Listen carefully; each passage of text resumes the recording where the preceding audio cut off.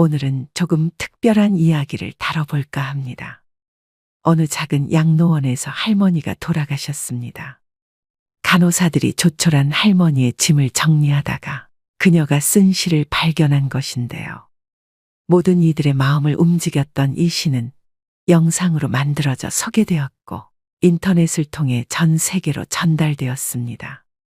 요즘엔 나이 들면 요양원에 보내지는 것이 당연시되는 사회에서 결코 남의 이야기가 아닙니다. 할머니가 쓴 이 글은 우리 모두의 현재이거나 미래일지도 모른다는 생각을 하게 됩니다. 불과 이틀 전에 충격적인 기사가 났습니다. 요양원 입소 한 달 만에 멀쩡하던 아버지가 반송장이 돼버렸다고요. 물론 모든 요양원과 요양사분들이 그렇다는 것은 아니지만 요양시설에 부모님을 보낸 수많은 보호자들이 혹시 내가 선택한 요양원도 그렇지는 않은지 걱정할 수밖에 없는 기사이죠. 그래서 오늘은 양로원에서 돌아가신 어느 할머니의 시를 소개하고자 합니다. 나이 들어서 요양원에 가지 않으려면 꼭 기억해야 하는 세 가지도 함께 들으시면 좋겠습니다. 간호사님들 무엇을 보시나요? 댁들이 저를 볼 때 무슨 생각을 하시나요? 현명하지 않고 변덕스러운 성질과 초점 없는 눈을 가진 투정이나 부리는 늙은 노인으로 보이겠죠. 음식을 질질 흘리고 대답을 빨리빨리 못하느냐고 큰 소리로 말할 때면 전 정말 당신들이 조금 더 노력해 주기를 원했습니다. 당신들이 귀찮다고 나를 때리고 함부로 대할 때는 내 마음대로 움직이지 않는 몸뚱이로 저는 정말 용기를 내어 헛손질로나마 싸우고 싶었던 것이랍니다. 댁들이 하는 일도 못 알아차리는 것 같이 보이고 양말이나 신발 한 짝을 항상 잃어버리는 바보 같은 늙은 노인으로 밖에는 안 보였나요? 내가 저항하든 말든 그것은 아무런 상관없다는 듯이 목욕을 시킬 때도 설거지통 그릇만도 못하고 대돌만도 못한 나의 몸뚱이에 눈물도 쏟아냈지만 흐르는 물에 감추어져 당신들 눈에는 안 보였겠죠. 음식을 나누어 먹는 것이 아닌 그냥 먹여주는 댁들의 눈에는 내가 가축보다 못난 노인으로 비추어졌나 봅니다. 댁들은 저를 그런 식으로 생각하나요? 당신들은 저를 정말 그런 식으로 보는 건가요? 제 팔에 든 수많은 멍자국들이 당신들 눈에는 망가진 보라색 도라지꽃들로 보이던가요? 간호사님들, 그렇다면 이제 눈을 뜨고 그런 식으로 저를 보지 말아주세요. 이 자리에 꼼짝하지 않고 앉아서 나의 의지는 상실되어 댁들이 지시한 대로 행동하고 댁들의 의지대로 먹고 온몸에 멍이 들어도 아픔을 삭혀야 했던 제가 누구인지 말하겠습니다. 제가 10살 어린 아이였을 땐 사랑하는 아버지도 있었고 사랑하는 어머니도 있었고 형제 자매들도 있었답니다. 16이 되었을 땐 발에 날개를 달고 이제 곧 사랑할 사람을 만나러 다녔답니다. 20살 땐 평생의 사랑을 지키기로 약속하여 결혼하였고 나의 가슴은 고동쳤답니다. 25살이 되었을 땐 귀여운 어린 자녀들이 생겨났답니다. 당신들도 그런 어린 시절이 있었겠죠. 서로를 안아주고 감싸주는 행복한 가정이었답니다. 40살이 되었을 땐 어리기만 했던 아들, 딸들이 성장해서 집을 떠나게 되었지만 남편은 제 곁에 있어 슬프지 않았답니다. 50살이 되었을 땐 제 자식들은 직장에서 일을 하고 손주를 제 무릎에 안겨주었습니다. 그때 비로소 인생의 맛을 알게 되었답니다. 마침내 어두운 날들이 찾아와 내 옆에 있던 이가 먼저 하늘로 떠나게 되면서 앞으로의 삶을 생각해보니 두려운 마음에 몸이 오싹해졌답니다. 자녀들이 모두 자기의 자식을 키우고 있는 그 모습을 보고 난 내가 알고 있던 지난 날들과 내가 주고받았던 사랑을 한번 떠올려 봤답니다. 저는 이제 늙은이가 되었는데 참으로 우습게도 늙은이를 바보처럼 보이게 만드는 것들을 보면서 세월은 참으로 잔인한 것 같다는 생각을 해봤답니다. 몸은 망가지고 우아함과 활기는 떠나버렸고 한때는 마음이었던 것들이 이제는 무딘 돌이 되어버렸답니다. 시체와도 같은 이 늙은이 속에는 아직도 어린애 같은 마음은 살아있어 가끔씩은 다 망가진 이 가슴도 부풀어 오르는 때가 있답니다. 좋아하는 사람이 생겨 젊은 시절처럼 사랑도 하고 싶다는 꿈도 꾸어본답니다. 즐거웠던 일들을 기억해보고 고통스럽던 일들도 떠올려보면서 저는 지금 다시 한번 용기를 내어 삶을 사랑하며 살아가려 합니다. 너무 짧고 빨리 지나간 지난 날들을 생각하면서 영원한 것은 아무것도 없다는 엄연한 현실을 받아들이기로 했답니다. 이제 사람들이여 눈을 떠보십시오. 투정이나 부리는 늙은이로만 보지 말고 좀 더 자세히 나를 봐주세요. 당신의 아버지는 아니나 아버지일 수도 있고 당신의 어머니는 아니나 어머니일 수도 있습니다. 그냥 가축에게 모이를 주듯 하지 마세요. 그냥 먹고 싶습니다. 멍들게 하지 마세요. 가슴 속에 멍을 안고 떠나지 않게 해주세요. 사는 동안에 하나뿐인 나의 간절한 소망입니다. 이 글을 보고 어떤 생각이 드시나요? 이 할머니의 글은 우리 누구에게나 닥칠 수 있는 가슴 절절한 사연입니다. 인간은 태어나는 순간부터 죽음을 향해 달려갑니다. 죽음에 대해 생각하거나 이야기하는 것을 불경스럽게 생각하지만 삶과 죽음은 동전의 양면처럼 함께 있습니다. 대자연의 섭리 속에서 펼쳐지는 한 편의 드라마와도 같은 인생사에서 지금 우리는 어디를 향해 가고 있을까요? 현대판 고려장이라고 불리우는 적나라하게 표현된 요양원의 현실에 공감을 하면서도 어쩐지 애잔한 마음이 남습니다.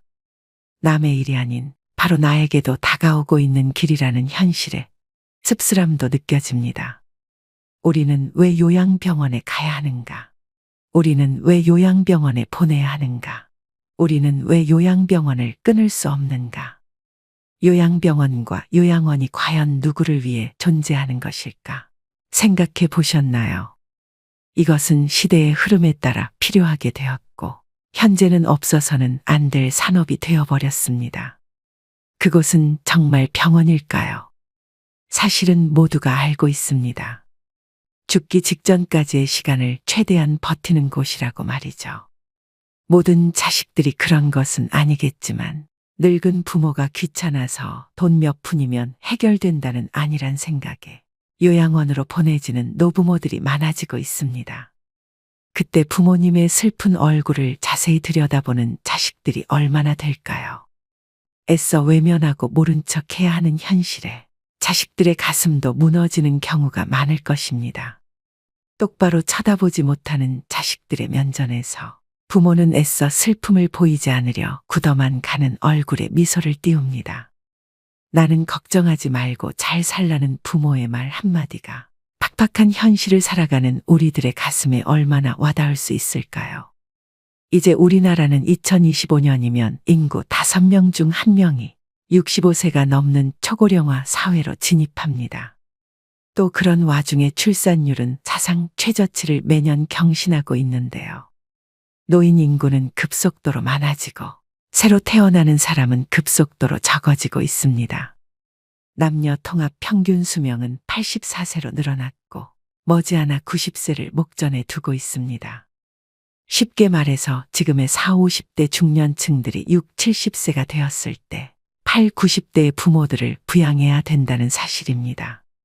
과거에는 자식들도 많이 낳아 자식에게 부모의 노후를 의지하거나 부양받는 것을 당연하게 여겼죠. 이제는 노인이 노인을 부양해야 하는 시대입니다. 고독사를 다룬 스틸라이프라는 영화가 있습니다. 주인공인 공무원 존이 거두어들이는 시체들 대부분이 홀로 죽음을 맞이한 사람들입니다. 존이 직접 처리를 해서 장례까지 치러줍니다. 하지만 그 장례식에는 아무도 참석하지 않습니다.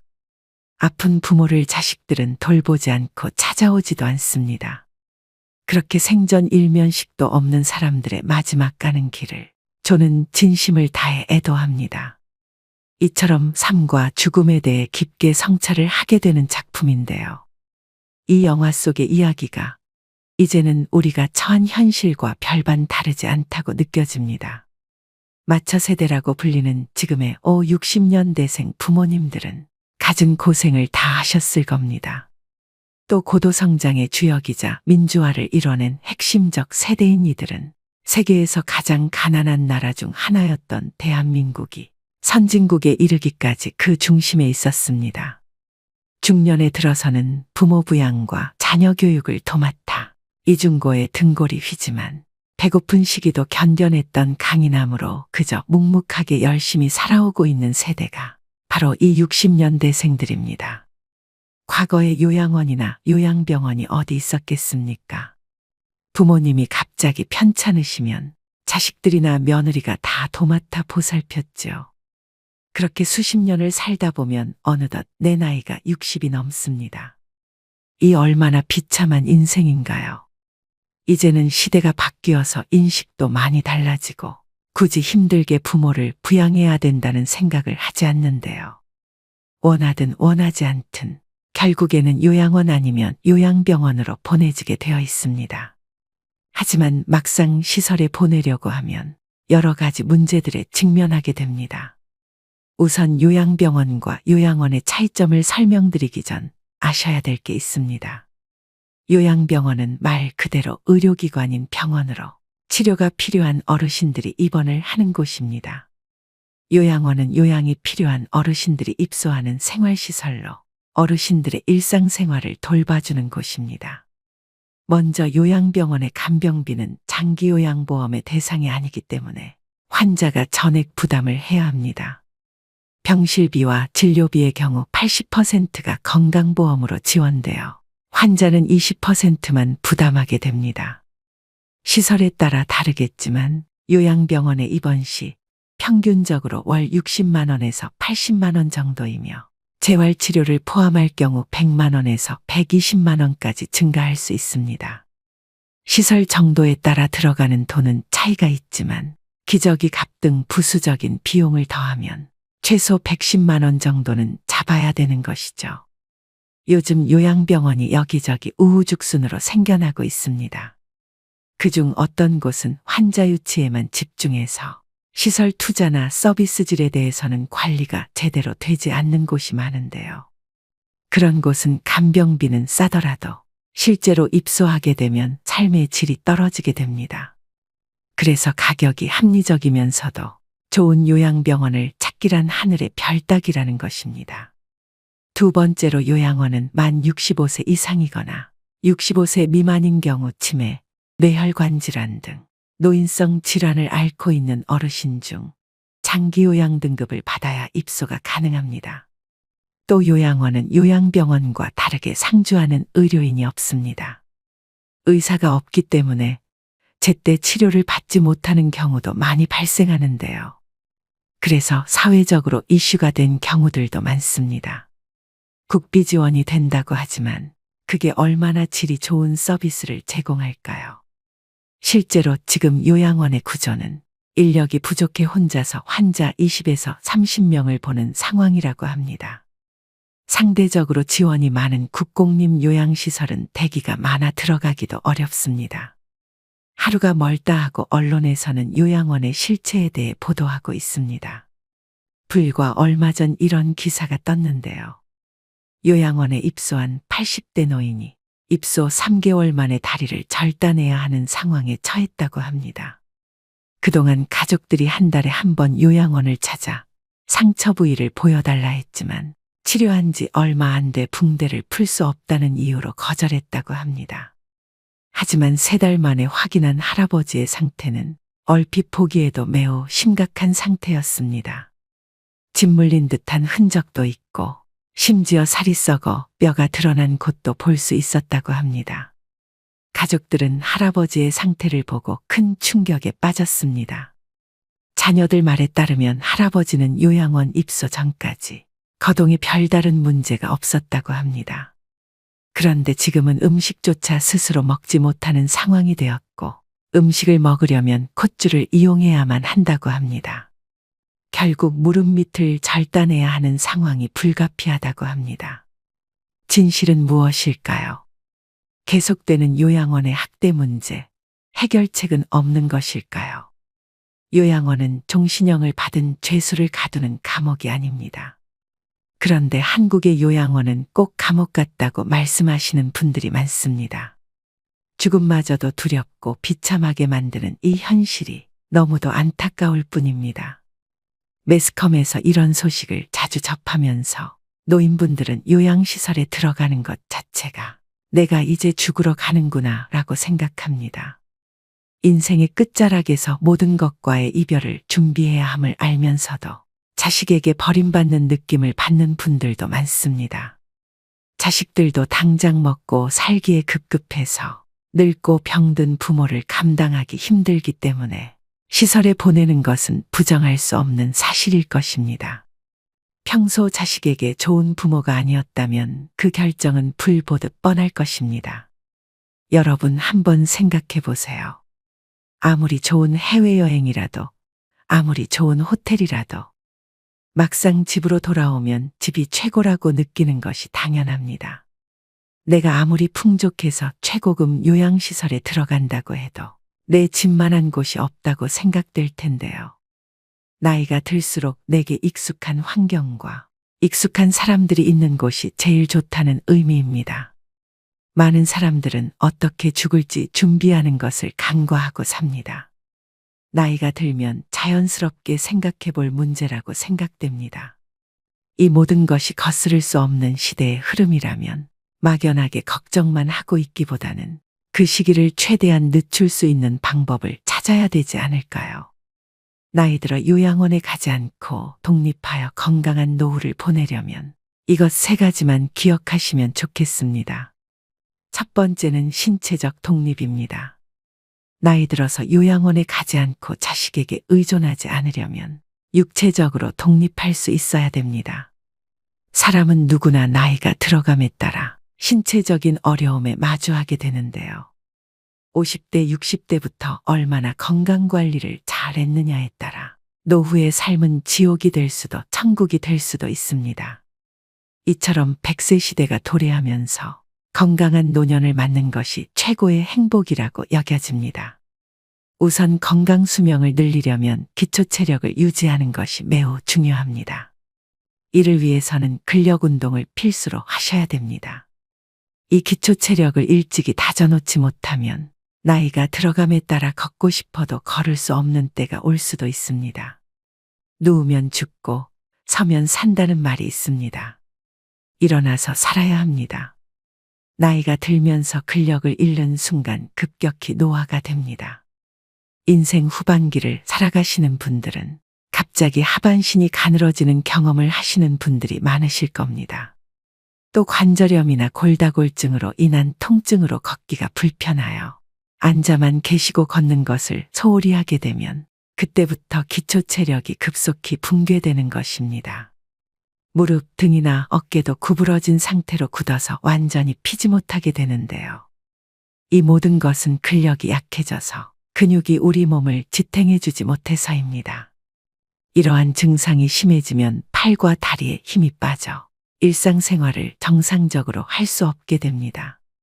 노후에 자식이나 다른 사람에게 의존하지 않고 독립적인 노후를 보내려면 근력을 유지하는 것이 그 무엇보다도 중요합니다. 그렇다면 무병장수의 열쇠는 무엇일까요? 흔한 얘기이지만 이러한 노인성 질병은 운동으로 그 해답을 찾을 수 있습니다. 흔히 운동은 젊음과 장수를 보장한다고 이야기하죠. 의자에 앉았다 일어났다를 반복하거나 아령을 들고 발 뒤꿈치를 올렸다 내리거나 다리를 어깨 너비로 벌리고 서서 스쿼트 동작 또는 누워서 윗몸 일으키기 등을 지금 당장 실천해 보셔야 합니다. 마지막으로 중요하게 말씀드릴 부분은 균형을 잡는 운동인데요. 우리나라 65세 이상 어르신들 중에 낙상사고로 사망하는 경우가 정말 많습니다. 사고 사망 원인 중 2위가 낙상사고라고 하는데요. 젊은 사람들에 비해 노인이 낙상했을 경우 사망률은 10배, 입원율은 8배나 높다고 합니다. 낙상으로 인한 부상은 거기서 그치는 것이 아니라 정신적 건강 문제로도 이어질 수 있기 때문에 예방 및 관리가 필요합니다. 많은 전문가들이 낙상 사고를 막기 위해서 균형감을 키울 수 있는 운동의 중요성을 강조하고 있습니다. 가장 간단하고 확실한 운동 중 하나는 한 발로 서기입니다. 눈을 감고 한 발로 서서 30초간 유지하는 방법으로 매일 10회씩 반복하고 익숙해지면 시간을 점차 늘려가시면 좋습니다. 집에서 틈틈이 균형 잡기 운동을 실천하셔야 합니다.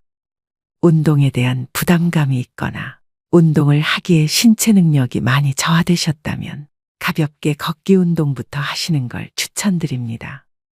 노인이라고 해서 침상 안정을 하기보다는 가능한 수준에서 노인 근력 운동을 해주는 것이 삶의 질 향상에 있어서 꼭 필요합니다. 다시 한번 강조드립니다. 노후의 가장 중요한 1순위는 신체적 기능을 최대한 유지하는 것에 집중하셔야 됩니다. 나이가 들면 돋보기, 보청기, 틀니, 지팡이, 약봉지가 일상이 됩니다. 아프면 서럽다지만 더 큰 문제는 질병으로 인해 따라오는 삶의 질 저하인데요. 타인의 도움이 필요해지는 상황이 닥치면 더욱 실감하게 됩니다. 이처럼 노후에는 건강을 잘 지키기만 해도 흑자 인생을 보낼 수 있습니다. 건강이 곧 돈이기 때문입니다. 자녀에게 부모 부양으로 경제적인 부담을 주지 않는 가장 손쉬운 방법이 바로 건강관리입니다. 운동이라고 해서 어렵게 생각하실 필요 없습니다. 노인 운동은 일반적인 스포츠나 달리기를 의미하지만은 않습니다. 활발한 걷기, 집안 청소나 정원 가꾸기 등 일상적인 활동을 통해서도 이루어지는데요. 건강관리를 위해 집안에서부터 부지런하게 움직여 보시는 건 어떨까요? 두 번째는 정신적 독립입니다. 나이 들어서 정신적으로 독립하기 위해서는 무엇이 필요할까요? 또 여러분은 나이가 들어가면서 제일 두려운 게 무엇인가요? 주변에 많은 분들이 치매가 걸릴까봐 걱정이라고 하시는데요. 몸이 아픈 병보다 무서운 게 치매라는 말이 있을 정도로 치매는 자신은 물론 그 주변까지 힘들게 하는 병이다 보니 중년 이후부턴 치매에 관심이 커질 수밖에 없습니다. 가장 발병률이 높은 노년기에 사회적으로 고립되는 것이나 우울증은 치매의 원인 중 하나라고 하는데요. 그만큼 노후의 정신 건강을 위해서는 외로움, 우울감을 극복하시는 게 가장 중요합니다.